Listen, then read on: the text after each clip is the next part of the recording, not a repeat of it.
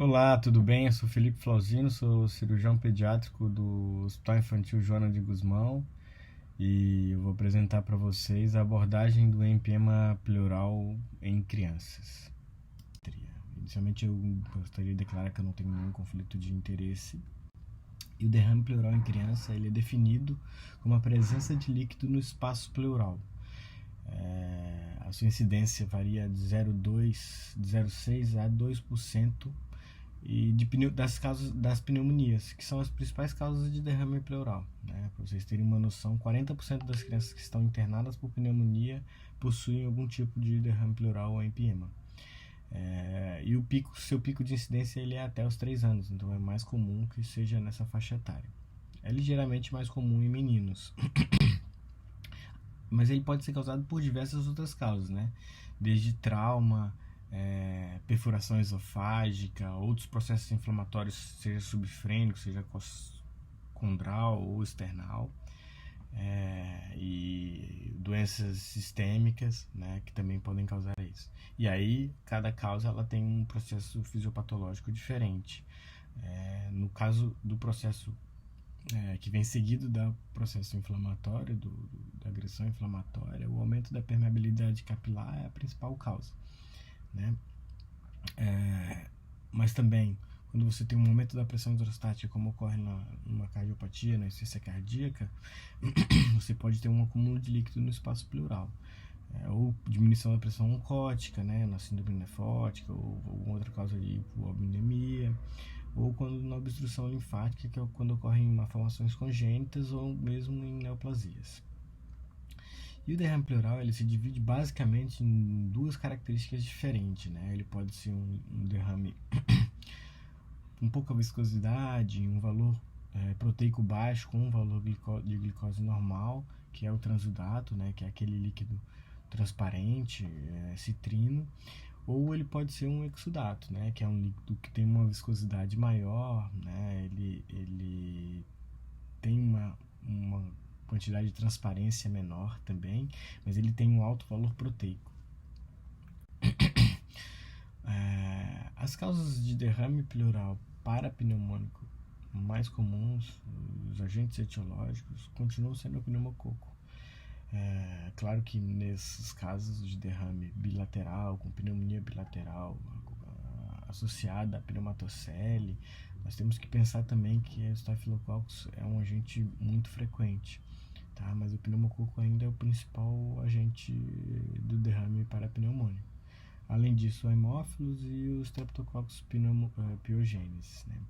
É muito mais raro em pneumonias por anaeróbio ou micobactéria tuberculose, né?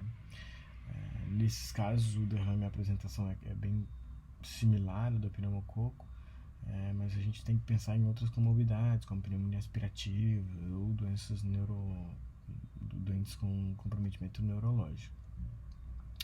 Os principais sintomas do derrame parapneumônico, eles estão muito similares aos derrames da pneumonia mesmo. Seja taquipneia, febre, tosse, dispneia, um pouco daquela respiração superficial. Então a gente tem que ter em mente que aquelas crianças que têm uma persistência desse quadro clínico a despeito do tratamento da pneumonia, elas devem ser consideradas como derrame pleural. Né? No exame físico, a gente vai encontrar na inspeção a redução da expansibilidade daquele lado, com uma percussão maciça ou submaciça, e na palpação a diminuição do muro tóraco vocal, e a ausculta também pode apresentar um muro diminuído. Mas isso pode ser muito difícil no atendimento, principalmente na emergência, em que tem uma dificuldade de fazer esse exame físico na criança, né? Para diagnóstico da pneumonia não é necessário nenhum exame de imagem, mas para o diagnóstico do derrame pleural sim. Então, quando aquela criança tem um quadro clínico persistente, mesmo depois do tratamento clínico para pneumonia, nesses casos a gente tem que fazer um exame de imagem. E o primeiro exame de imagem é o raio-x. No raio-x a gente vai identificar uma opacidade que ocupa, como nessa imagem, todo o hemitórax do lado acometido, ou uma alteração do seio costofrênico, né? Uma opacidade só no seio costofrênico. Nesse caso, além da opacidade completa, a gente vê algumas imagens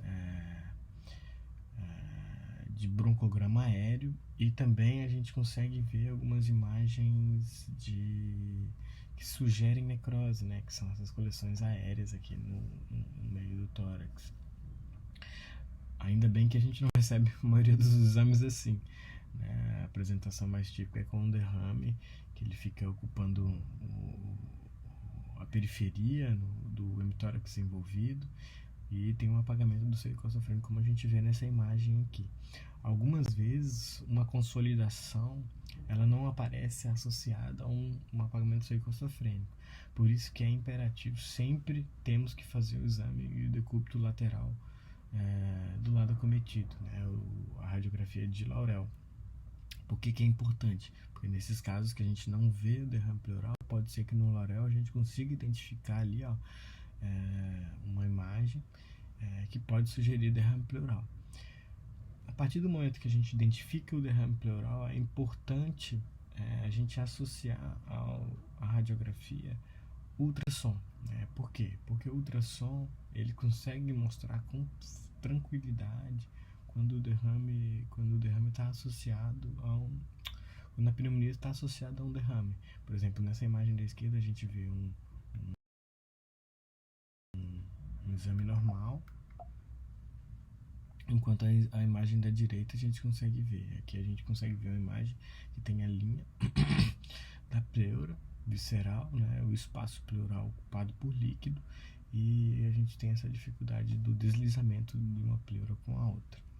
A tomografia computadorizada ela fica muito restrita, principalmente aqueles casos complicados, como a gente vê nessa imagem dessa criança que tem 2 abscessos, né, parenquimatosos. Então ela fica muito restrita quando você vai indicar algum tratamento cirúrgico ou alguma abordagem mais intervencionista. E o que seria isso, né? O tratamento do empiema ele depende muito da fase em que esse derrame se encontra, né? Esse buscando derrame, é o que seria isso, né? e essa fase ela depende do momento que você identifica o derrame pleural. Né? Lá no início do quadro, o processo inflamatório, no primeiro dia, você tem a fase pré-inflamatória, né? Que o tratamento, basicamente, se o derrame for um derrame volumoso, é toracocentese. Mas a partir daí, você vai ter um aumento da concentração de bactéria e de redução de volume proteico nesse derrame, né? Ele vai ficando cada vez mais espesso, mais viscoso. E daí vai se passar a chamar a fase exudativa. Nesse momento, pode ser que a toracocentese não seja suficiente. Nesse momento, você pode necessitar realizar também a drenagem de tórax, se o derrame tiver essas características, né, de derrame mais viscoso, um aspecto próximo ao purulento.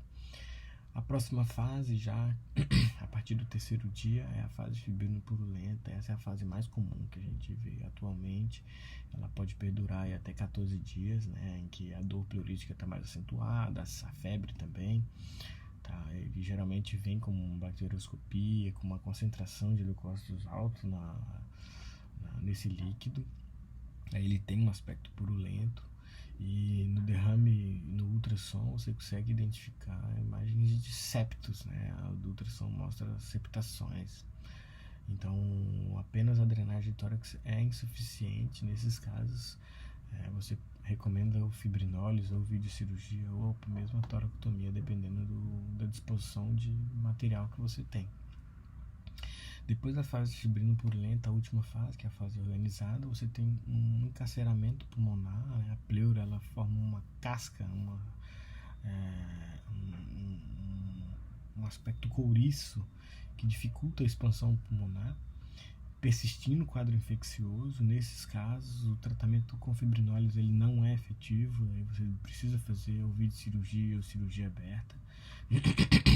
E graças a Deus é o momento mais infrequente que a gente recebe, né? Aqui pra gente ter uma noção, na toracocentese do aspecto, né? transudato, que tem um aspecto citrino, já na fase exudativa com aspecto turvo, a fase fibrino-purulenta, que você já tem formação de pulso, septação, e esse é um derrame quiloso, né, que a diferença dele para o purulento é em relação à viscosidade. Ele tem essa coloração mais esbranquiçada, mas ele tem uma viscosidade menor, né, ele é mais fluido do que o purulento.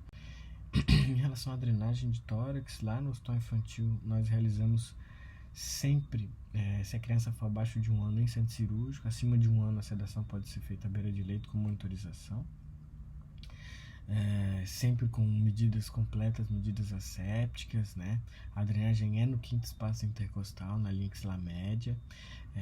Um bloqueio intercostal é realizado porque é um procedimento doloroso, né? E a gente faz a medida do dreno antes de passá-lo, com marcação, a incisão nesse local, a dissecção da musculatura, e aí a gente sempre usa o trocar, né? Tem treinamento de residente, com o trocar a gente encontra uma facilidade muito grande de acessar a cavidade pleural. Passagem do dreno com um sentido póstero superior, ou dependendo da localização do derrame naquele sentido. A fixação do dreno como um bailarina, colocado o nome do procedimento e a descrição, e sempre fazemos a lavagem do tórax depois. Fixamos eles dessa maneira, e aí sempre o controle radiológico é realizado no mesmo dia. Em relação ao tratamento com fibrinólise, se for identificado que é um derrame na fase fibrino-purulenta, a gente tem utilizado a alteplase, nessa dose em 3 doses. Outras medicações podem ser usadas, a uroquinase ou a streptoquinase, temos utilizado cada vez menos, mas anteriormente era a medicação que utilizávamos. Na videocirurgia, o aspecto básico que a gente vê é esse, né? Esse aspecto do aspecto fibrino-purulento, né? Que você tem essa fase catarral do derrame pleural, né? E aí o tratamento é efetivo com fibrinólise, mas quando há falha, a videocirurgia é a próxima etapa que nós realizamos. E aí quando você encontra na fase organizada, o aspecto já é diferente, né? Tu vê, sangra muito mais, né? Tem essa característica endurecida da secreção, então a secreção fica realmente bem dura. A gente às vezes tem que entrar com pinça para retirar toda essa secreção. O protocolo que utilizamos no hospital infantil é basicamente esse, né? Quando o derrame ele é acima de 10 milímetros no Laurel, a gente faz ultrassom de tórax. Nesses casos, o ultrassom de tórax vai me determinar se tem baixo ou alto grau, né? E o baixo grau é aquele derrame livre, que não tem septações. Nesse caso, a gente faz a toracocentese, e a toracocentese que vai nos guiar. A toracocentese mostrou que é um exudato, vai drenar o tórax. Se for um transudato, apenas a toracocentese. Agora, se for um derrame no ultrassom de alto grau, a gente já faz a adrenálise com a fibrinólise. É feito por 3 dias. Se houver falha, daí a videocirurgia. Agora, quando o derrame é abaixo de 10 milímetros, é antibiótico terapia, observação, 48 horas depois a gente repete o exame de imagem. Como mensagem final, eu deixo, né, que o derrame pleural é uma complicação muito comum da pneumonia. A gente sempre tem que pensar nisso. O tratamento do derrame pleural ele depende muito da fase que você encontra. A fibrinólise e a videocirurgia, elas são eficazes, elas têm o mesmo valor e o mesmo peso. Isso você tem que determinar dependendo das condições e do acesso que você tem no seu serviço. E o ultrassom ele deve ser estimulado, né? Não só o radiologista fazer ultrassom, mas cada vez nós, como assistentes, deveríamos aprender mais e treinar o uso do ultrassom nesses casos. Eu vou deixar o meu contato para qualquer dúvida ou algum esclarecimento também, se alguém quiser fazer. Se você escanear esse QR Code, você terá acesso a toda a bibliografia utilizada dessa aula, e qualquer coisa eu fico à disposição. Obrigado.